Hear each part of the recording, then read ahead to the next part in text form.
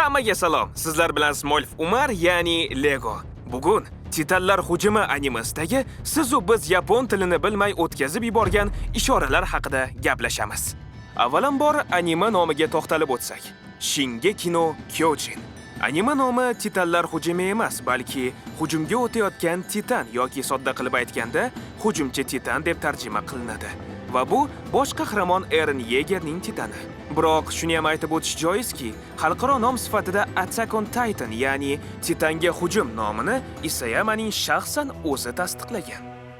Razvet korpus bo'limi yoxud yaponchada Chosa Heidan bu shunchaki qidiruv bo'limi emas. Bu asl haqiqat izidan quvayotgan jangchilardir. Chosa bu qidiruv tadqiqot, Heidan esa jangchilar bo'linmasi. Bu jangchilar shunchaki razvedka bilan shug'ullanibgina qolmay, o'z dunyosining yashirin haqiqatlarini yuzaga chiqarish uchun kurashadi. Shiorlari esa insoniyat sharafi uchun.